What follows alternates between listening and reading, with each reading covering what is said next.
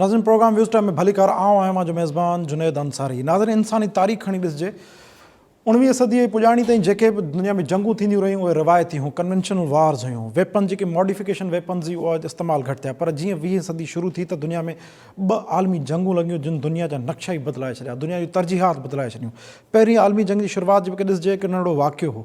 ॿी आलमी जंग पहिरीं आलमी जंग जो तसलसल हो, पर 1945 में कुझु मामला तय थिया जॾहिं 2 दुनिया जा सुपर पावर्स उन्हनि विच में कुझु मामला तय, कुझु फाइनल जो डिसीशन्स थिया त तव्हां ओभर ॾिसंदव असां ओलह ॾिसंदासीं। पोइ सोवियत ब्लॉक हुजे या अमेरिकन ब्लॉक हिक ॿिए जे ख़िलाफ़ु उन कोल्ड वार त शुरू कई, दुनिया जे मुख़्तलिफ़ इलाइक़नि ख़ितनि में हिक ॿिए खे घटि करण लाइ हिक ॿिए जे मफ़ादनि खे नुक़सानु पहुचायो, पर कॾहिं बि आमो साम्हूं न थिया। उन दौरान हिस्ट्री खे ॾिसजे त 1962 में क्यूबन मिज़ाइल क्राइसिस जेको उहो हिकु अहिड़ो वाक़ियो हो जंहिं वक़्तु उन वक़्तु अमरीकी सदर कैनेडी ऐं ख्रोशेव खे उन मामले ते अची पहुचायो त जेकॾहिं हाणे जंग थी त दुनिया तबाही ॾिसंदी। उनखां पोइ ख्रोशेव तारीख़दान चवंदा त हिकिड़ो अज़ीम फ़ैसिलो कयो ऐं पंहिंजी जेका मिज़ाइल टेक्नोलॉजी जेके एटमी हथियारनि सां लेस मिज़ाइल आहे जेको क्यूबा में नाफ़िज़ करणु पियो वञे, ख्रोशेव अमरीका खे झुकाइण लाइ उन ते दबाउ वधाइण लाइ उन फ़ैसिले तां वापसि थियो।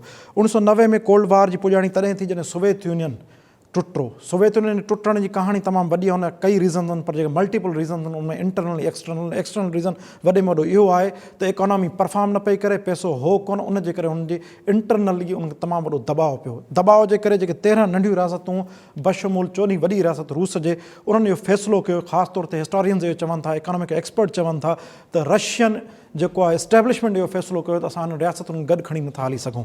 डिसइंटीग्रेशन थी अर्ली 90s में, 91 खां पोइ 2003 ताईं उन रूस सर्वाइव कयो दुनिया में। सर्वाइवल छाजो हो? पाण खे बचाइण जो। छा जेके रशियन इकोनॉमी वेही वई उन वक़्तु चवनि था त सदर प्यूटन जेको अॼु बि जेको सदर आहे रूस जो, उन तमामु अहम रोल प्ले कयो। ऐं उनखां अॻु जेको सदर बोरिस जॉनसन उन तय कयो वेस्ट सां कुझु मुआदा तय कया त असां जेको आहे ओपन इकोनॉमी में बिलीव कंदासीं ऐं ग्लोबल जेके ऑर्गेनाइज़ेशन्स आहिनि जिन खे कंट्रोल वेस्ट थो करे, अमेरिका ऐं यूरोप था कनि, उन्हनि खे असां पंहिंजे मुल्क में एक्सेस ॾींदासीं त उहे एक्सप्लोरेशन कनि, इन्वेस्टमेंट कनि, यानी इंटरडिपेंडेंसी ते हू अची विया। पर नतीजो छा थियो? नतीजो इहो थियो 2003 खां वठी 2007 ताईं रेज़िस्ट कयो सदर प्यूटन। ऐं सदर प्यूटन जी 2007 में जेका म्यूनिख जी अहम तरीन कॉन्फ्रेंस में हुनजी ॻाल्हि हुई जंहिंमें हुन चयो त सोवियत यूनियन जो टुटणु हिन दुनिया खे डिस्टेबलाइज़ कयो आहे, इक्विलिब्रियम खे ख़तमु कयो अथई। उन ॾींहं खां पोइ इहो तय थी वियो, डायरेक्शन मिली वई त रूस कॾहिं बि अमेरिकन हेजमनी हुजे या यूरोपियन हेजमनी हुजे उनखे क़बूल न कंदो। पोइ रूस जहिड़ी रीति जेको आहे गैस जे मामले ते हिक ॿिए जी ज़रूरतुनि ऐं हिक ॿिए ते भाण जे मामले ते जर्मनी, फ्रांस ऐं इटलीअ सां कारोबारी ॾेती लेती शुरू कई, उन बि घणो जेको आहे हिक ॿिए ते डिपेंडेंसी त वधाई, पर पॉलिसीज़ में फ़र्क़ु हो। ख़ैर कहाणी अची 2014 ते बीठी। 2014 में रूस सभ खां जेको वॾे में वॾो कमु कयो उहो क्रीमिया खे एनेक्सेशन हुई। उनखां पहिरियां बि रूस अब्खाज़िया ऐं ॿियनि इलाइक़नि खे एनेक्स कयो हो, पर क्रीमियन एनेक्सेशन रशियन हिस्ट्री जो, मॉडर्न हिस्ट्री जो सभ खां वॾो चैप्टर आहे, जंहिंमें इहो ॼाणायो वियो त क्रीमिया जेको इलाइक़ो आहे उन में रशियन पॉपुलेशन आहे ऐं रशियन पॉपुलेशन छा जे करे फ्रीडम चाहे थी यूक्रेनियन जेको अथॉरिटी खां, इन जे करे उनखे फ्रीडम लाइ असां जंग विड़ी रहिया आहियूं। 2014 में रूस बाज़ाब्ता तौर ते क्रीमिया ते क़ाबिज़ थी वियो। उन खां पोइ यूक्रेन में जेका बि गवर्नमेंट आई उनखे जेका प्रो रशियन गवर्नमेंट हुई उनखे टॉपल कयो वियो। उनखां पोइ प्रो वेस्टर्न गवर्नमेंट आई। प्रो वेस्टर्न गवर्नमेंट वञी सभ खां पहिरियां जेको कमु कयो पंहिंजी बॉर्डर्स खे सिक्योर करण लाइ, पंहिंजे तहफ़ुज़ लाइ हुननि इहा ख़्वाहिश ॾेखारी त असां नेटो जा मेंबर थी सघूं था। इन अमल रूस खे चढ़ाए वेंदो। रूस जो ख़्यालु इहो आहे त जेकॾहिं यूक्रेन जहिड़ो मुल्क जंहिंजी आबादी लॻभॻि 6.5 करोड़ आहे, 6 लख स्क्वायर किलोमीटर एरिया अथसि, ऐं सोवियत यूनियन जे टुटण खां पोइ जेकॾहिं रूस खां पोइ वधि में वधि जेकॾहिं कंहिंखे एटम बम ऐं एटमी फैसिलिटीज़ हथ में आयूं, उहो यूक्रेन खे। अहिड़ो मुल्क जेकॾहिं रशियन स्फेयर मां निकिरे थो, उन दायरे मां निकिरी थो वञे, त रूस लाइ सियासत ऐं सियासत करण त परे जी ॻाल्हि, इकोनॉमी ऐं स्ट्रेटेजिक मफ़ादनि खे सर्व करणु तमामु ॾुखियो थी वेंदो। इन खां पोइ रशियन फ़ैसिलो कयो, रशियन्स छा सदर प्यूटन फ़ैसिलो कयो त कंहिं बि सूरत में हाणे यूक्रेन खे बख़्शिणो न आहे। यूक्रेन में जेके 2 इलाइक़ा आहिनि जिते रशियन पॉपुलेशन जी अक्सीरियत आहे, उते हाणे सेपरेटिस्ट जेके फाइटर्स आहिनि उनजी मदद करे यूक्रेन गवर्नमेंट खे टॉपल करिणो आहे। पर अॼु हिन वक़्तु जेके ख़बरूं अची रहियूं आहिनि त रूस हिकिड़ो मेजर अटैक कयो आहे ऐं ज़ाहिरी तौर ते सदर प्यूटन इहो थो चवे त इहो अटैक सिर्फ़ु उन फैसिलिटीज़ ते कयो आहे जेके आर्म्ड फैसिलिटीज़ आहिनि, पर जेके दुनिया जा ग्लोबल तज्ज़ियनगार आहिनि उनजो इहो ख़्यालु आहे त इहो सिर्फ़ु आर्म फैसिलिटीज़ या उन्हनि 2 इलाइक़नि ताईं महदूद न आहे, इहो डायरेक्टली सॼी यूक्रेन ताईं बि वञी सघे थो। नेचुरली उन जो रिएक्शन आयो आहे अमेरिका ऐं यूरोप जे तरफ़ां। अमेरिका ऐं यूरोप जो इहो ख़्यालु आहे त हाणे उन ते पाबंदी मड़ी वेंदी। इन सॼे सिनेरियो ते ॻाल्हाईंदासीं। हिन वक़्तु असांखे पैनलिस्ट जी टीम जॉइन कयो आहे, जंहिंमें शामिल आहिनि डॉक्टर जमील अहमद ख़ान साहब, पाण के तारुफ़ ऐं मोहताज न आहिनि, अॻूणा एम्बेसडर आहिनि ऐं इंटरनेशनल अफेयर्स जा माहिर आहिनि। उन सां गॾोगॾु हूंदा नसीर मेमन साहब, इनाम भट्टी साहब ऐं डॉक्टर अयूब शेख साहब। सभ खां पहिरियों हूंदा डॉक्टर जमील अहमद ख़ान साहब ॾे। डॉक्टर साहब, can you hear me sir? I can hear you. Can you hear me sir? Yes, I can hear you loud and clear, बिल्कुल clear. सर, मां सॼो तारीख़ी पस मंज़र थोरो नटशेल में ॿुधाइण जी कोशिशि कई, नाज़रीन खे साम्हूं रखियो। हिस्टोरिकल पर्सपेक्टिव 100 साल जो जेको हो, हिन वक़्तु 2022 में जेको हींअर यूक्रेन ते हमिलो थियो आहे, तव्हां छा था सम्झो? छा इहा नई आलमी वेढ़ांद जी शुरूआति थी सघे थी? नंबर 1। नंबर 2, प्यूटिन जो जेके टारगेट्स आहिनि, जेके हुन 2007 में वाज़े करे छॾिया त सोवियत जेके रियासतूं अॻूणियूं हुयूं, उनखे कंहिं बि रीति डायरेक्ट या इनडायरेक्ट कंट्रोल में रखिणो आहे। छा प्यूटिन इन स्ट्रेटजी में कामयाबु वेंदो? इन स्ट्रेटजी में अञा ताईं त कामयाबु वञे थो पियो प्यूटन। उन्हनि जो असरु आहे, तव्हां ॾिठो त कीअं काज़ाकिस्तान में उन मदद कई। तव्हां ॾिठो त 2014 में पंहिंजा अहदाफ़, पंहिंजा जेके टारगेट थे कीअं उन हासिल कया। हाणे जेके एस्टोनिया, लिथुआनिया, इहे जेके जंहिंमें नेटो अची वेठी आहे, पुटिन पहिरियों ई चई छॾियो आहे त असां इनखे रोल बैक कराइणु चाहींदासूं, त तव्हां रोल बैक कयो, छो जे इहो असांजे नेशनल सिक्योरिटी जे ख़िलाफ़ु आहे। ऐं जेको एरिया उन्हनि बाग़ियनि जी मदद कई आहे, जंहिंमें हाणे रशियन जो इंफ्लुएंस अची वियो आहे, रशियन उनखे एक्सेप्ट बि कयो आहे। डोनेस्टिक ऐं लुहांसिक जेके ॿ एरिया आहिनि यूक्रेन जा, उन कब्ज़े खां बाद डिप्लोमेटिक रिलेशन्स बि उन जा बहाल थी विया आहिनि। त उन में अमेरिका हा घोड़ा करे थो पियो ऐं अमेरिका हवालो बि ॾिए थो पियो त इंटरनेशनल कानून जी मंच करणी आहे। इंटरनेशनल लॉ जेको आहे रशिया उहो नथो मञे। ऐं उन जो आर्टिकल 51 आहे, जंहिंजे तहत sovereignty and integrity of any nation has to be respected. ऐं जे ईअं न त that nation who has been attacked और हू हैज़ बीन इंट्रूडेड इन, उहो नेशन कैन रिटालिएट। ऐं इन करे जहाज़ जा जहाज़ भरे उहे यूक्रेन में मोकिलीनि था पिया सोफिस्टिकेटेड वेपन सां। पोइ तक़रीबन 50 खण जहाज़ उन्हनि 2-3 हफ़्तनि में उते पहुची विया आहिनि, 50-60 या हिन खां बि मथे। ऐं उन में फ़क़ति हथियार यूक्रेन में वञनि था पिया। पर सुवालु वॾो इहो आहे त रशिया जेतिरी वॾी फोर्स, जेतिरी वॾी ताक़त, ऐं रशिया जा पंहिंजा माण्हू यूक्रेन में मौजूदु, त उन में यूक्रेन छा करे सघंदो ऐं वेस्ट कहिड़ी मदद उन जी करे थी सघे। तव्हां वर्ल्ड वॉर 3 जी ॻाल्हि कई त उन तरफ़ इहे वधनि था पिया। दुनिया में इन जी चर्चा लॻी पई आहे। काफ़ी तजियाकार मूसूदो महसूसु था कयूं त जेका इन वक़्तु डिप्लॉयमेंट नज़र थी अचे साम्हूं, उन में महसूसु नथो थिए त ही इन वक़्तु प्लैनिंग हूंदी वर्ल्ड वॉर 3 जी। छो जो वर्ल्ड वॉर 3 जो मतिलबु इहो आहे त mutual destruction of entire most of the parts of the world. त उन में न रूस चाहींदो, जीअं तव्हां क्यूबा जी एग्ज़ाम्पल। सर, तव्हां मुंहिंजे हिकिड़े सुवाल जो जवाबु ॾेई छॾियो आहे। सर, मां हिते कंटिन्यूटी में ॿियो सुवाल तव्हांखे करणु चाहींदुसि। तव्हां चयो आहे बिल्कुलु थर्ड वर्ल्ड वॉर या कंहिं आलमी वेढ़ांद जी त गुंजाइश कान्हे। ऐं ॿियो सुवाल जो जवाबु अव्हां ॾिनो त बिल्कुलु रूसी सदर प्यूटिन जो असरु नज़र अचे थो। पर सर, यूक्रेन क्राइसिस जो हिकिड़ो इम्पैक्ट त पवंदो न, जॾहिं नॉर्थ स्ट्रीम ते वॾो प्रेशर आहे त जर्मनीअ खे जेका नई गैस लाइन सप्लाई लाइन जेका जर्मनी रूस गॾियल तौरु शुरू करणु वञी रहिया आहिनि, जेका इस्टोनिया लिथुआनिया मां डायरेक्ट बाल्टिक रियासतुनि मां निकिरंदी, जेका डायरेक्ट जेका नॉर्थ सी जे ज़रिए जर्मनी में वेंदी, उन ते बि त इम्पैक्ट पवंदो। पोइ इन सूरत में जॾहिं एॾा म्यूचुअल कॉमन इकोनॉमिक इंट्रस्ट हुजनि, पोइ जर्मनी या इटली या फ्रांस लाइ केतिरी सिचुएशन ॾुखी थींदी? सॼी दुनिया लाइ थींदी, पर इन्हनि मुल्कनि लाइ तमामु ॾुखी थी पवंदी। छो जो 5 पाइपलाइन गैस जा पहिरियां वञनि था पिया। 35% ऑफ द गैस जेका आहे 35% उहो इन्हनि कंट्रीज़ में वञे थो पियो। उन्हनि कोशिशि कई आहे, उन्हनि खे इहो खुटको हो 2014 खां बाद त हू पंहिंजो अल्टरनेट अरेंजमेंट लिक्विफाइड गैस ऐं ॿियनि शयुनि में, पर अञा ताईं उहो सेल्फ सफिशिएंट न थिया आहिनि। रशिया खे बि इहो खुटको हो त कंहिं स्टेज ते सख़्तु सैंक्शनियूं लॻंदियूं, जीअं की हाणे लॻणु शुरू थी वियूं आहिनि। इन में जो बाइडन उन बिल्कुलु क्लियर पहिरियां ई वाज़े करे छॾियो त सैंक्शन लॻंदियूं। ऐं उन खां अलावा इक्वल एक्विटेबल रिस्पॉन्स बि ॾिनो वेंदो। उहो लाइ कहिड़ो हूंदो?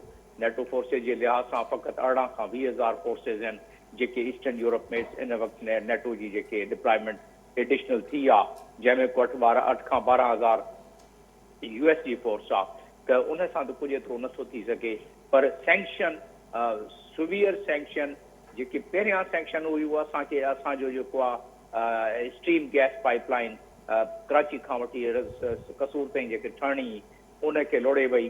हाणे इहा जेका सख़्तु सैंक्शन लॻंदी त उनखे उन खां बाद ज़ाहिर आहे उहे यूरोपियन कंट्री ते पंहिंजो पाण उन में सफ़र कंदा, उहो शायदि इहो तक पचाए बि वञनि। पर असां जहिड़ा मुल्क काॾे वेंदासूं? असांजी कणक उतां ईंदी आहे, 1.7 मिलियन टन कणक असांजी ईंदी आहे यूक्रेन, ऐं पोइ असां रशिया खां बि कणक वठंदा आहियूं। इन लिहाज़ सां मशीनरी काफ़ी खोड़ सारियूं ॿियूं शयूं, पर इन स्क्रिमिशिस या इन कॉन्फ्लिक्ट ऐं इन टेंशन जे करे ऐं जंग जी तव्हां ॻाल्हि कई वर्ल्ड वॉर 3, यस, जो हुनजो को अहिड़ो साम्हूं वाज़े उनजी मूवमेंट नज़र नथी अचे, पर जंग शुरू कई थी सघिजेसि, जंग खे शुरू करे था सघनि मुल्क ममालिक, पर उनखे एक्सीडेंटल कंहिं स्टेज ते जेका ॻाल्हि थी वञे त रोकणु तमामु ॾुखियो थी पवंदो आहे।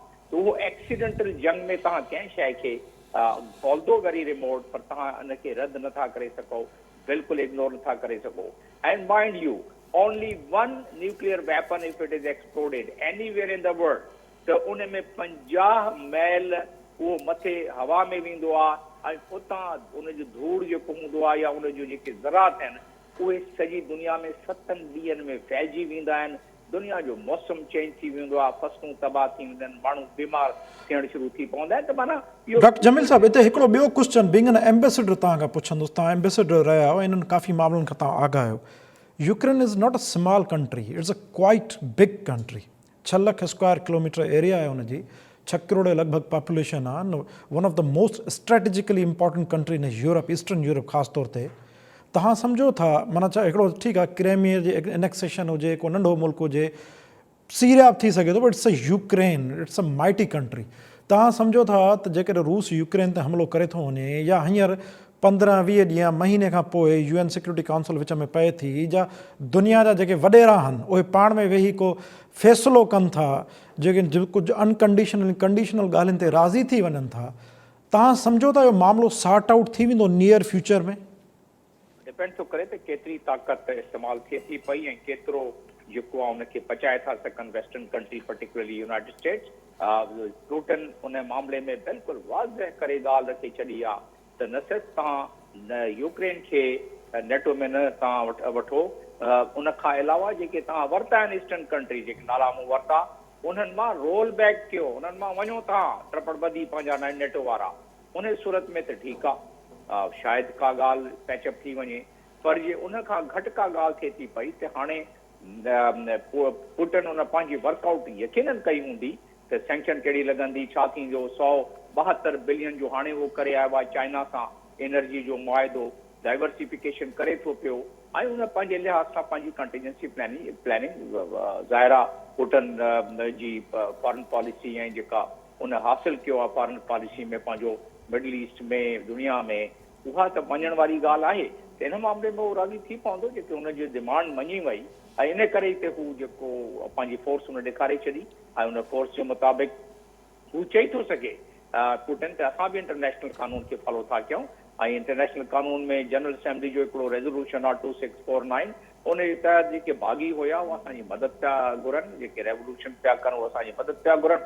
असां उन रेज़ोल्यूशन जे मुताबिक़ उन्हनि जी मदद कईसीं ऐं पीस कीपिंग लाइ असां वियासीं उन में। त उन्हनि वटि बि बहानो आहे, ऐं ज़ाहिर आहे को बि सिक्योरिटी काउंसिल हिन में कंहिं लिहाज़ सां बि चैप्टर 6 ऐं चैप्टर 7 खे इम्पोज़ नथी करे सघे, छो जो वीटो थी पवंदो। चाइना बि आहे ऐं रशिया बि आहे, जेका अहिड़ी मूव हूंदी फॉरन वीटो थी पवंदी। त रशिया जेके उन पंहिंजा अहदाफ़ हासिल करणा करे वरिता, ऐं इन मां चुरपुर वधीक कई जे नेटो फोर्सिस आहिनि अमेरिका, त उन्हनि वटि प्लान बी जेका आहे उहो इम्प्लीमेंट करे छॾींदा, उनखे पोइ भोॻींदा बि ऐं पंहिंजा अहदाफ़ हासिल कंदा। जी नसीर मेमन साहब, तव्हां ॿुधी रहिया आहियो मूंखे साईं? जी साईं। नसीर साहब, जेकॾहिं गुज़िरियल हफ़्ते जी थोरी जाइज़ो वठिजे, दुनिया जा जेके इंफॉर्मेशन जा सोर्सिस आहिनि, उते हिकिड़ो अमेरिकन इंटेलिजेंस इहा ॻाल्हि करे रही हुई त रशियन्स हिन हफ़्ते में हमिलो कंदा, हफ़्तो गुज़री वियो। उनजे काउंटर आर्ग्यूमेंट में कुझु धुरियूं चयूं पियूं अमेरिकन इंटेलिजेंस बेसिकली उनजी फेल्यूअर्स आहिनि ऐं उहे जिथे बि ॻाल्हि कंदा आहिनि उहे फेल थींदियूं आहिनि ऐं रशियन्स जो कहिड़ो को बि इन्वेजन जो अहिड़ो इरादो न आहे। इवन रशियन जेका फॉरेन मिनिस्ट्री आहे उनजी स्पोक्स पर्सन हिकिड़ो लाइटर नोट ते हिकिड़ी ॻाल्हि कई त जेकॾहिं रूस वाकई हमलो करे थो त मूंखे ॿुधाए छॾियो त मां मोकलुनि ते हली वञा। It was an lighter note. तव्हां एक्सपेक्ट कयो पिए, तव्हांखे इहो महसूसु थिए पियो जेके ख़बरूं अचनि पियूं या जेके ग्राउंड ते सिचुएशन हुई त वाकई रूस हमलो करण लाइ तयारु थी वियो आहे यूक्रेन ते ऐं हुनजी हाणे अणटर ज़रूरत बणिजी चुकी आहे? ॿियो मुंहिंजो सुवालु हूंदो तव्हांजे ख़्याल में यूक्रेन जीअं मूं सुवालु डॉक्टर जमील साहब खां कयो, नंढो मुल्क न आहे, तमामु वॾो मुल्क आहे ऐं हुनजा काफ़ी वेस्टेड इंट्रस्ट आहिनि, पाइपलाइन्स उतां गुज़रनि थियूं कणिक जी पैदाइश खां वठी। तव्हां सम्झो था हुनजो ग्लोबल इम्पैक्ट केतिरो पवंदो इन जंग जो या वेड़ जो?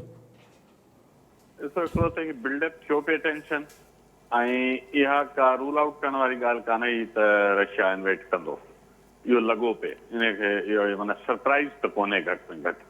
हा एग्ज़ैक्टली त अॼु कंदो सुभाणे कंदो परीहं कंदो, इट्स मैटर ऑफ टाइम। हुन में पोइ कई स्ट्रेटेजिक डिसीशन्स मेकिंग या पंहिंजी टाइमिंग खे माना एडजस्ट कंदा आहिनि त उहा त मूंखे लॻियो पिए त बिल्कुलु थियण वारो आहे।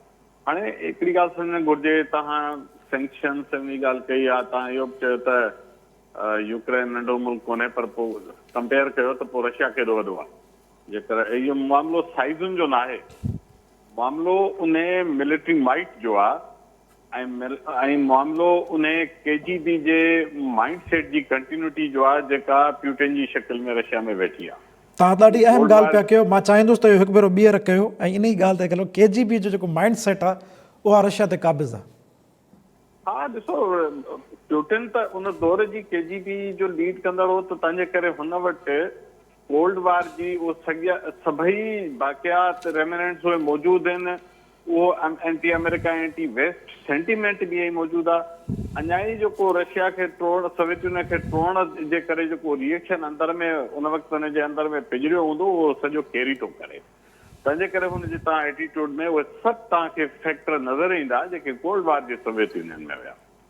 अच्छा, हाणे ॿिए पासे अचूं था त अमेरिकन्स जो ख़ुदि जेको या यूरोपियन यूनियन, ठीकु आहे, इहे रियासतूं सोवियत यूनियन खां अलॻि थी वयूं, पर उहे अलॻि कराइण जे खां पोइ जंहिं तरह हुनखे हिकिड़े फतह जे जशन तौरु अमेरिका ऐं वेस्ट खयों ऐं हुननि त हुन ते जाइज़ क्लेम कयो त असां ॾिसो 70 साल वेड़ कई कोल्ड वार जे थ्रू, असां सोवियत यूनियन खे नेट गबा करे छॾियो। त हिकिड़ो KGB जो स्टालवार्ट त 50,000 सालनि ताईं बि जहिड़ो हुजे त हिन शिकस्त जो पलांद न छॾींदो, जंहिं क़िस्म जो माइंड सेट आहे। त ही छा उन खां पोइ वरी ॿियो जेको थियो न, हिकिड़ो त अलॻि थी वियूं, इहो त हिकिड़ो फैक्टर आहे, ठीकु आहे, अलॻि थी वियूं। पर तव्हां ॾिसो त वन आफ्टर द अदर इहे सभु EU ऐं NATO जी मेंबरशिप में वयूं आहिनि हिकु ॿिए खे पुठियां। ऐं यूक्रेन में थोरो मामिलो वधीक आहे जो उते एथनिक रशियन्स जो हिकिड़ी ह्यूज तइदाद मौजूदु आहे ऐं उते उहे एलिमेंट्स मौजूदु आहिनि जेके रशिया ॾांहुं सिंपैथी रखनि था। प्रॉबेबली एथनिक जमीन सां बहितर ॼाणींदा हूंदा, उहो एथनिक कनेक्शन मौजूदु आहे, उते हुनजा हमदर्द मौजूदु आहिनि। तंहिंजे करे हू वधीक अटैच रहण लाइ इंक्लिनेशन हुई उन्हनि एलिमेंट्स जी, त उहे रशिया सां अटैच रहनि। पर जॾहिं हुनखे अमेरिका ल्यूर करे थो, वेस्ट ल्यूर करे थो ऐं पोइ हिक ॿिए पुठियां सभु रियासतूं वारे सां तव्हां ॾिसो त वयूं आहिनि EU ऐं NATO में, त रशिया खे इहो फील थो थिए त हीउ सॼो जो सॼो ख़ितो हुनजे हथनि मां हलियो वियो आहे। या त उहे अलॻि थी न्यूट्रल थी रहंदा त पोइ ॻाल्हि ॿी हुजे, पोइ शायदि एॾो रिएक्शन न हुजे। त हिकिड़ो त हू चवंदा असांखां अलॻि थिया ऐं असांजे रक़ीबनि जा यार वञी थिया। हाणे इहा ॻाल्हि त ॾाढी ॾुखी आहे न। या जीअं असां वटि क़बाइली सिस्टम में क़बूल कोन्हे, तीअं ग्लोबल सतह ते बि क़बूल कान्हे। या बि स्ट्रेटेजिक इंट्रस्ट हूंदा, पर इमीडिएटली मां सम्झां थो त रशिया इहो बर्दाश्त नथो करे सघे। सहप जे हवाले सां थो चवां त हिन जा सभई जेके अॻियां फ्रेगमेंटेड हिसा हुया उहे हाणे सभु EU ऐं NATO जी झोली में हलिया विया आहिनि। ऐं वरी हिकिड़ो यूक्रेन जी शिकिल में अहिड़ी स्टेट जंहिंजे अंदरि एथनिक रशियन्स जी घणाई मौजूदु आहे। त तव्हां ॾिसो त क्राइमिया जी 2014 में जेको सॼो क्राइसिस थियो त पोइ हुन खां पोइ बंदि थोरो ई थियो आहे। पोइ त अॻियां हिकिड़ी गवर्नमेंट जेका प्रो अमेरिकन ऐं EU आई, हुन 2019 या 20 में मूंखे एग्ज़ैक्ट यादि कोन्हे त हिकिड़े पंहिंजो कॉन्स्टिट्यूशन में बि कुझु चेंजिस कयूं जंहिंमें हुननि हुनखे शो कयो त असां हाणे EU जो पार्ट थींदासीं। हुननि मूंखे स्टेबल पे कयो सॼी हिन अप्रोच ते। लास्ट थिंग, रशिया ते पंहिंजो रशिया ते सैंक्शन्स, पाबंदियूं, हिकिड़ी ॻाल्हि ज़हन में रखो त रशिया ईरान न आहे। रशिया एॾो मफ़लूज ऐं मजबूर ऐं आइसोलेटेड ऐं डिपेंडेंट मुल्क थोरे ई आहे। हिकिड़ी तमामु वॾी मिलिट्री माइट आहे। प्यूटन हुनजो हिकिड़ो नओं रिवाइवल कयो आहे। हुन वटि एनर्जी जो एॾो वॾो ऐं एनर्जी त ईरान वटि बि आहे पर एनर्जी जी डिपेंडेंस तव्हां यूरोप जी ॾिसो न त जेकॾहिं एॾो आसान यूरोप लाइ बि कोन की हुन ते सैंक्शन हणी छॾींदा। आख़िरी शइ इहा जेकर हू हुन ते इल्ज़ाम हणंदा त तव्हां यूक्रेन में वञी इन्वेड कयो आहे ऐं हू जेका जमीन साहिब ॻाल्हि कई हू चवंदो भई उते त माण्हू वीचारा तंग आहे बेज़ार हुआ असांजी साॻी ॿोली ॻाल्हाईंदड़ पाड़े में आहे असां डिस्टेबलाइज़ बि थियासीं हुननि सॾु कयो असां त हिकिड़े वॾे but sir is it justified इहो चवणु त असांजी ॿोली ॻाल्हाईंदड़ आहे पोइ इहो छा जाइज़ आहे? तारीख़ में बि ॾिसूं था हींअर थिए थो हिकिड़ो खितो जंहिं वटि वॾी आबादी हुजे उहे पंहिंजा माण्हू कंहिं ॿिए जॻह ते सेटल कनि पोइ ताक़त अचे पोइ उहो बहानो घड़े उन ते क़ाबिज़ थी वञिजे। ॾिसो जस्टिफिकेशन जी ॻाल्हि न आहे। मां इहो थो पुछां त सुभाणे रशिया जवाब मां इहो चवां त रशिया जवाब में छा चई सघे थो? मां जस्टिफिकेशन का बि इन्वेजन जस्टिफाइड थोरी हूंदी आहे। ख़ुदि अमेरिका जो रशिया सां कयो भला उहो बि जस्टिफाइड कोन हो। ही त अनजस्टिफाइड जा जवाब अनजस्टिफाइड एक्शन सां ईंदा न। वार त ईअं ई हूंदी आहे। वार टोटली अनजस्टिफाइड शयुनि मां इवॉल्व थींदी आहे। पर मां इहो चवां त हलो रशिया वटि पंहिंजा 4 दलील आहिनि। सुभाणे उहो पुछे त बाबा तव्हांजो 7 समुंड परे खां अची रशिया ऐं बगदाद ते चढ़ायूं कयूं त असां हुते अमन था क़ाइमु करायूं असां हुते टेररिज़म था ख़तमु करायूं उहो तव्हांखे जस्टिफाइड हुयो? उहो तव्हांखे राइट हुयो? त सो कहिड़े मुंहं सां अमेरिका सुभाणे इहा ॻाल्हि चवंदो रशिया खे मयार ॾींदो त तो पराए मुल्क में अमेरिका सॼी दुनिया जे मुल्कनि जी लताड़ कई बेल कई त ही ॿई फिल्मस्त आहे। हाणे हू KGB वारो बादशाह आहे उन दौर में बि ईअं ई हूंदा जिते पहुच हूंदी जंहिंजी ॿिन्ही धुरनि जी हुनखे उहो हुनजे कंट्रोल में हूंदो। त ही कोल्ड वार जो हिकिड़ी ॿिए शिकिल में कंटिन्यूटी आहे त जिते हुन जा पेर खुपिया आहिनि उते हू हुनखे सवलाई सां अमेरिका खे अलाइज़ क्रिएट करण जे लाइ एतिरो सहूलियत सां स्पेस न ॾींदो। ऐं यूरोप खे यूरोप ह्यूजली डिपेंडेंट आहे एनर्जी जे मामले में रशिया ते। इहो हिकिड़ो मुख़्तलिफ़ फैक्टर आहे। तो मुंहिंजो ख़्यालु आहे अल्टीमेटली सिक्योरिटी काउंसिल या UN जे थ्रू किथे हिकु सेटलमेंट ई ॻोल्हणी पवंदी। एॾी वॾी जंग ॿई धुरियूं घणो हलाए न सघनि। जी इनाम भट्टी साहब तव्हां मूंखे ॿुधी रहियो साईं? जी जुनैद ॿुधां पियो। इनाम भट्टी साहब ही तमामु वॾी स्ट्रेटेजिक अॻभराई आहे रूस जो यूक्रेन ते हमिलो।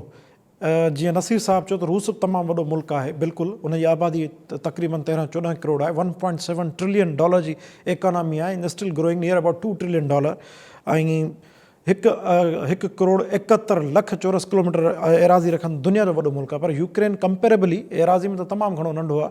30 मुल्क यूक्रेन जहिड़ा लॻभॻि अची वञनि रूस में पर आबादी में अधो अधु आहे। ऐं डिपेंडेंसी ॾिसिजे त जीअं एनर्जी डिपेंडेंसी यूरोपीय मुल्कनि जी जेकॾहिं आहे रूस ते त उहा जेके लाइनूं आहिनि जेको रूट आहे उहो यूक्रेन आहे। 2 अहम तरीन लाइनूं जेके आहिनि यूक्रेन मां गुज़रनि थियूं ऐं उन डिपेंडेंसी खे ख़तमु करण लाइ रूस इस्टोनिया लिथुआनिया खे ऐं मकदूनिया खे मिंथ वेठो करे जेके बाल्टिक रियासतूं आहिनि त नॉर्थ स्ट्रीम हितां कढी वञूं ऐं मेन जेको रूट काज़ आहे उहो नॉर्थ स्ट्रीम ते आहे जंहिंमें जर्मनी रूस जा मफ़ाद गॾियल नज़र अचनि था पर यूरोप ऐं अमेरिका हुन ते ख़ुशि न आहिनि। हिन सॼी विड़ान ते तव्हां छा चवंदव?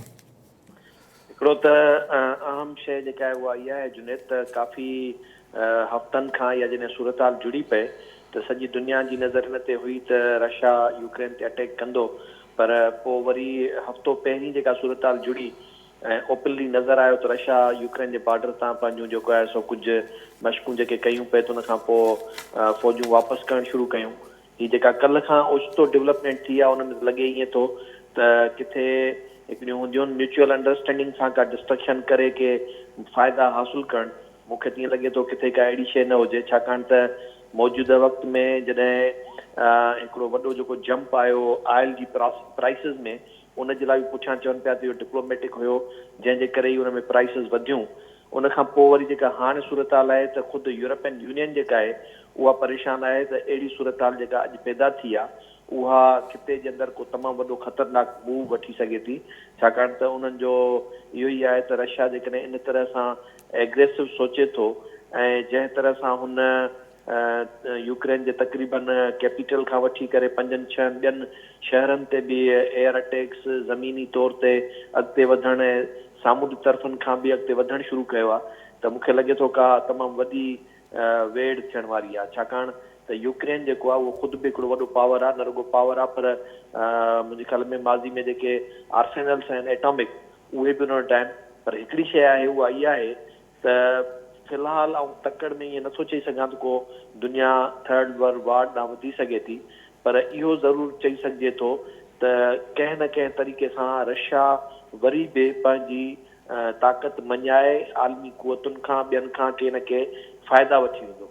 छाकाणि जेका सूरत हाल जुड़ी आहे उन में यकीनन हर कोई इहो चाहींदो त अमुन तरफ़ वधनि, जंग तरफ़ न वधनि, जंहिंमें सभ खां वॾो जेको मसइलो आहे उहो हूंदो यूरोपियन यूनियन जे लाइ। यूरोपियन यूनियन में जर्मनी ऐं फ्रांस जेको आहे उहे 2 मेजर रोल प्लेयर आहिनि। फ्रांस हींअर जेको आहे सो ओपनली चयो आहे त रशियन अटैक जेको आहे उहो गैर कानूनी अमल आहे या इंसानियत सोच जेको आहे अमल आहे उन कॾहिं बि सपोर्ट नथी करे सघिजे। पर हींअर बाक़ी दुनिया जेका आहे उहा बि उन्हनि खे रद्द त करे थी, पर मां सम्झां थो जहिड़े तरीक़े सां तुर्की पंहिंजो मौक़ुफ़ पेश कयो आहे विच थरो त हू यूक्रेन खे बि नथो छॾे सघे, रशिया खे बि जेको आहे उहा बि वॾी इकोनॉमी आहे उनखे बि नथो छॾे सघे। तंहिंजे करे हुनखे ॿई पासा नज़र था अचनि त उन्हनि सां कीअं सेटल करे। पर पाण अचूं हिन सॼे मामले में पाकिस्तान ते बि नज़र जेकॾहिं दौड़ाइजे त ताज़ो ई पाकिस्तान जो वज़ीर आज़म मां इहो सवाल अलॻि सां कयां थो, इनाम साहब अलॻि सां कयां थो, तव्हां हिन खे वाइंड अप कयो, वरी जमील साहब नसीर साहब तव्हां अचां थो मां। जी जी त हिन में आऊं इहो सम्झां थो त जंग वधंदी, जंग जी तेज़ी जेका आहे सा उहा ईंदड़ हफ़्ते ताईं अञा वधीक सूरत हाल ख़तरनाक अख़्तियार करे सघे थी। ऐं रशिया जा जेके पंहिंजा टारगेट्स आहिनि मुमकिन आहे त कुझु इलाइक़नि ते कब्ज़े हासिलु करण खां पोइ तमामु वॾे कंहिं मुआदनि ते रशिया वेंदो, उन खां पोइ उहो हिते थींदो। ऐं जीअं नसीर ॻाल्हि कई त अमेरिका जेकॾहिं सिर्फ़ु ॻाल्हि करे थो उनखे सैंक्शन्स जी, त रशिया ते को सैंक्शन्स जो शायदि एॾो वॾो असरु न पवे, पर यूरोपियन यूनियन जी उन सां जेका बि स्ट्रेटजी हूंदी उनजो असरु पइजी सघे थो। तंहिंजे करे आउं सम्झां थो नेटो में हींअर यूरोपियन यूनियन जो वॾो किरदारु हूंदो, उहो छा थो डिसाइड करे ऐं उनजी जेका स्ट्रेटजी कहिड़ी थी रहे। जेकॾहिं उन्हनि सैंक्शन्स में मुकमिल तरह ते साथ ॾियनि था नेटो जो, यूरोपियन यूनियन सॼी ॾिए थी ऐं उनखे पंहिंजा रस्ता पंहिंजो सभु शयूं जेके बिज़नेस ट्रेड वग़ैरह आहिनि उन्हनि ते जेकॾहिं को सख़्ती सां उनखे डील करण जी का अहिड़ी डिसीशन वठनि था, पोइ आउं सम्झां थो रशिया पुठिते अची सघे थो। पर जेकॾहिं यूरोपियन यूनियन जे अंदरि जर्मनी ऐं फ्रांस खे ख़ुदि पाण खे जेकॾहिं को इहो मसइलो नज़र आयो त हू टकराव में न वञी सघंदा, त पोइ आउं सम्झां थो रशिया अञा वधीक एग्रेसिव थींदो वेंदो। ऐं अॼु यूक्रेन उन खां पोइ शायदि अॻिते वधी उन्हनि सभिनी कंट्रीज़ ना पंहिंजी उहा साॻी सोच रखे जेका माज़ी में उन्हनि जी सॼो जेको खितो आहे ईस्टर्न यूरोप जो उनजे कंट्रोल वारो रहे। जी जी डॉक्टर जमील साहब तव्हां मूंखे ॿुधी रहियो सर? यस, मां तव्हांखे ॿुधी थो रहां, बिल्कुलु। डॉक्टर साहब हाणे हेतिरो क्रिटिकल टाइम आहे, रूस यूक्रेन ते हमिलो करे छॾियो, नज़र अचे पियो कुझु शयूं साम्हूं हुयूं। सभ खां अहम असां सां सवाल आहे छो त असांजी इकोनॉमी, असांजी स्ट्रेटेजिक अहमियत, असांजी फॉरेन पॉलिसी का बि शइ जेको आहे ॻुझी कान्हे। केतिरा ई भेरा तव्हां सां ॻाल्हि ॿोल थी आहे। हिन टाइम ते वज़ीर आज़म जो जेको रूस जो दौरो आहे उनजी अहमियत कहिड़ी आहे ऐं उन जा जेके नतीजा निकिरंदा उहे कहिड़ा निकिरंदा, ऐं तव्हां सम्झो पिया त हिन टाइम ते वज़ीर आज़म खे रूस वञणु घुरिजे हा, ऐं जेकॾहिं वज़ीर आज़म वियो आहे त उनजे दिमाग़ में कहिड़ा टारगेट्स आहिनि वज़ीर आज़म जे दिमाग़ में, छा उहे टारगेट्स खणी जेके वियो आहे अचीव थी सघंदा, अचीवेबल आहिनि, रूस वटां का शइ असांखे वॾी मिलंदी, या रशियन दौरे जो नतीजो इहो निकिरंदो त वधीक आइसोलेशन, अमेरिका ऐं यूरोपियन यूनियन जी वधीक सख़्ती? अच्छा, इन तरीक़े सां ॾिसी था वठूं त इमरान ख़ान जे दिमाग़ में कहिड़ी ॻाल्हि आहे उहा त हुनखे ख़बर हूंदी। फॉरेन ऑफिस हिन मामले में बिल्कुलु का ॻाल्हि क्लियर करे रखी कि असां जेके बायलैटरल रिलेशन खे मज़बूत कंदासूं। ऐं प्राइम मिनिस्टर जो जेको ही विज़िट आहे इहो विज़िट असां जेके डिसाइड कयोसीं JMC जॉइंट मिनिस्ट्रियल कमेटी जेके 24 खां वठी 26 ताईं नवंबर ताईं जेका जंहिंमें काफ़ी सारा मामला डिस्कस थिया, जंहिंमें स्ट्रीम पाइपलाइन 1100 किलोमीटर कराची कसूर वारो इहो बि हो, जंहिंमें स्टील मिल जी बि ॻाल्हि थी उन वक़्तु, जंहिंमें डिफेंस कोऑपरेशन जी ॻाल्हि, जंहिंमें डिफेंस इंडस्ट्रीज़ में असांखे काफ़ी शयूं घुरबल हुयूं उन मां। उन खां अलावा असांखे बायलैटरल उन में असां उन्हनि खे चयोसीं त असां पंहिंजा जेके गुड्स एंड सर्विसिस आहिनि, जंहिंमें टेक्सटाइल रिलेटेड जेके बि आइटम आहिनि, जेको लेदर रिलेटेड जेके असांजा आइटम आहिनि, ॿिया आइटम्स असां तव्हांखे ॾींदासूं। तव्हां मशीनरी ऐं ट्रांसफर ऑफ टेक्नोलॉजी ऐं बाक़ी स्टील मिल ऐं पाइपलाइन वारो सिलसिलो कजोसि। उन खां अलावा जेको आहे त उन में असां प्राइम मिनिस्टर जेको हाणे ॻाल्हि कंदो उनजो इम्पैक्ट छा थींदो, इम्पैक्ट उनजो यकीनन हिकिड़ो नेगेटिव इम्पैक्ट जा चांसिस काफ़ी क़दुरु आहिनि। इन करे नेगेटिव इम्पैक्ट जा चांसिस आहिनि त असांजो प्राइम मिनिस्टर साहिबु जेको आहे उहो एक्सट्रीम फ्री स्पीच करण जो माहिर आहे ऐं सुठी ॻाल्हि हुन लाइ बि आहे। ऐं कंहिं लिहाज़ सां कंहिं स्टेज ते उहा ॻाल्हि सुठी थी सघे। सर इहो लफ़्ज़ पर मीहर इन- तव्हां इन इस्तेमालु करे मां- सघंदव सादे अंदाज़ सां, जीअं नाज़रीन सम्झी सघनि? असांजो प्राइम मिनिस्टर साहिबु छाजो माहिर आहे सर? वो एक्सटेम्परी माना विदाउट लिखियल स्पीच न कंदो आहे, ऐं कंहिं महिल हुन में जेका स्लिप ऑफ टंग थींदी आहे, ऐं ख़ुदा न ख़ासि इन दफ़े का स्लिप ऑफ टंग थी त उहो असांखे तमामु अणाउ पइजी वेंदो, तमामु ॾुखियो थी पवंदो। ऐं मां इंतज़ारु थो कयां त जॉइंट जेके कम्युनिके आहे उन में कहिड़ी ॻाल्हियूं थी अचनि, छोकी जेकी होस्ट जेको कंट्री आहे उन जी कोशिशि हूंदी त उन कॉन्फ्लिक्ट जो ज़रूरु ज़िक्र कनि। असांजे हिकिड़े न्यूक्लियर पावर जो कंट्री जो सरबराह आयो आहे हिन कॉन्फ्लिक्ट जे हुन में, या उहा ई ॻाल्हि थी त तव्हांजे मुसीबत वक़्त में को माण्हू अचे थो पियो त तव्हां यकीनन उनजी क़दर जी निगाह सां ॾिसंदा आहियो। त रशिया जे तरफ़ां त असांजी इम्पोर्टेंस वधंदी ऐं यकीनन वधंदी, पर तव्हां वरी जेको सवाल कयो, असां कर्ज़नि जे बोझ करे हेठि बिल्कुलु पुरिया पिया आहियूं। $267 बिलियन इंटरनल और एक्सटर्नल जो असां ते कर्ज़ आहे। तरवार लड़की पई आहे असां ते FATF जी, IMF, वर्ल्ड बैंक, नेम एनीथिंग। उन स्टेज ते त असां वेस्ट ते वधीक डिपेंडेंट आहियूं। असांजो नंबर 1 पार्टनर जेको आहे जिते असां एक्सपोर्ट कंदा आहियूं उते अमेरिका आहे, त सभु असां एक्सपोर्ट में असां पॉज़िटिव साइड ते असांखे फ़ाइदो आहे हुन में। त इहे सभु शयूं जे असांजी का स्लिप ऑफ टंग उते थी वई त उन नेगेटिव इम्पैक्ट पवण जा तमामु घणा चांसिस आहिनि। ऐं मां बसि हिन मामले में दुआ थो कयां त अला करे इहो वक़्तु चङी तरह लंघी वञे। पाकिस्तान प्राइम मिनिस्टर खे वञणु खपे या न खपे हा, इहे जेके स्टेट लेवल जा जेके दौरा जेके प्लान थींदा आहिनि उन्हनि खे कैंसिल करणु तमामु ॾुखियो हूंदो आहे। उन लिहाज़ सां त चङो ठीकु आहे, उहो वियो, पर हाणे उते ॻाल्हाइण वारे मामले में उते जेके असां ठाहे विया आहिनि पंहिंजा नोट्स, त उहे नोट्स उन्हनि जा हाणे खुटी पवंदा, छो जे डेवलपमेंट हिकिड़ी ॿी थी वई आहे, उहो अटैक वारी डेवलपमेंट थी वई आहे। जी नसीर मेमन साहब, तव्हां छा चवंदव? वज़ीर आज़म साहब जो दौरो रूस जे हिन यूक्रेन ते हमले वारे ॾींहंनि में तव्हां छा था ॾिसो? ॾिसो, मां फॉरेन पॉलिसी जो ॼाणू त न आहियां, पर जेका थोरी घणी सम्झा, मुंहिंजे ख़्याल में त अहिड़े क्रिटिकल स्टेज ते वज़ीर आज़म साहब जो इन दौरे ते वञणु मूंखे त को कराइती शइ नथी लॻे, फ़ाइदेमंद न थींदी पाकिस्तान लाइ। हिकिड़ो अहिड़ो कंफ्लिक्ट जंहिंमें तव्हां उन स्टेज ते रशिया वटि विया हो, जॾहिं rest of other world accept China, ज़ाहिर पाकिस्तान जो हिकिड़ो कनेक्शन थी सघे थो त हुन चाइना आहे। मूंखे ख़बर न आहे त छा चाइना जी कंहिं ख़्वाहिश ते विया आहिनि, मूंखे ख़बर न आहे, माना इहो स्पेक्युलेट करे सघिजे थो। छा अमेरिका जे चवण ते को किरदारु अदा करणु विया हूंदा, मूंखे नथो लॻे। पर मां मुख़्तसर इहो थो सम्झां त हिन स्टेज ते जॾहिं मैदान तपियो पियो आहे ऐं रशिया लाइमलाइट में आहे इन इन्वेजन जे हवाले सां, होॾां ॿी धुर यूरोप ऐं अमेरिका आहिनि। न्यूट्रलिटी इन्हनि मौक़नि ते सभ खां चङे में चङी अप्रोच हूंदी आहे, ऐं पाकिस्तान खे हिन में धुर बणजण जो को रीज़न बि कोन आहे। न ही अफ़गानिस्तान आहे, न असांजे बॉर्डर ते वेठो आहे, न असांजी हुन ते का वॾी इकोनॉमिक डिपेंडेंस आहे, न वॾियूं असांजूं के स्ट्रेटेजिक टाइज़ आहिनि। त मूंखे त सम्झ में नथो अचे हिन स्टेज ते वज़ीर आज़म साहिबु अहिड़ो कहिड़ो एजेंडा खणी हलाई ऐं हुन मां छा अचीव करे वापसि अचणु चाहींदो।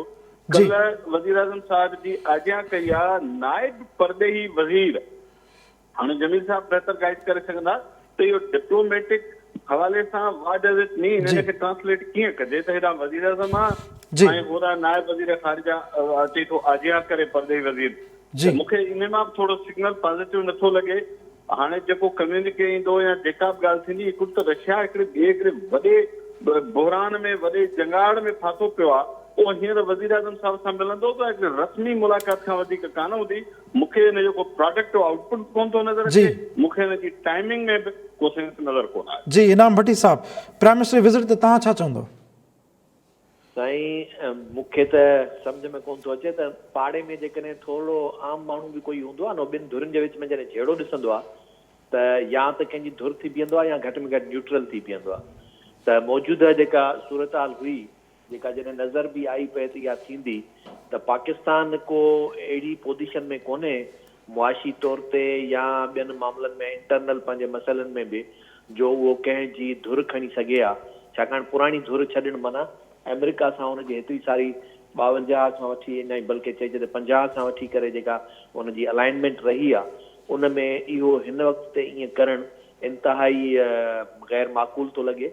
ऐं ॿियो साॻिए ई वक़्त ते प्राइम मिनिस्टर जो हिकिड़े पासे हुजणु ऐं ॿियो अस्करी कुवतुनि जो चीफ जो ॿिए पासे हुजणु, इहे शयूं हिकिड़ी वाज़े कनि थियूं त किथे ईअं त कोन्हे त इंटरनली जेको ही दावा कंदा रहनि था त असीं साॻे पेज ते आहियूं, उते ही साॻे पेज ते कोन्हनि ऐं फॉरेन पॉलिसी में ॿई ॼणा कंहिं मुख़्तलिफ़ पेज ते आहिनि। ॿी जेका अहम शइ आहे उहा इहा आहे त पाकिस्तान जेकॾहिं हिन वक़्त ताईं पंहिंजी फॉरेन पॉलिसी में इहा शइ तय न करे सघियो आहे त संदसि क़ौमी मुफ़ाद कहिड़ा आहिनि, उन में छा हुजणु खपे, उन में पाकिस्तान जी इंटीग्रिटी, पाकिस्तान जी इकोनॉमी ऐं पाकिस्तान जे माण्हुनि जी जेका सोच आहे उन्हनि जी नाम साहब, इन्हनि सभिनी शयुनि खे जेकॾहिं नज़र में रखिजे, आउं सम्झां थो त हीउ दौरो मुकमिल तरह ते जी नामाकुल हुयो। इन हालतुनि में उनखे इहो दौरो न करणु खपंदो। न करणु खपंदो, इंतहाई नामाकुल। डॉक्टर जमील साहब, इनाम भट्टी साहब, नसीर मेमन साहब, तव्हांजी वॾी महिरबानी। डॉक्टर अयूब शेख साहब खे असां लाइन ते वठण जी कोशिशि कई, उन सां राब्तो न थी सघियो। नाज़रीन, प्रोग्राम टाइम पंहिंजी पुॼाणी थो पहुचे। पंहिंजे मेज़बान जुनैद अंसारी ॾींदा इजाज़त। सदाईं गॾु।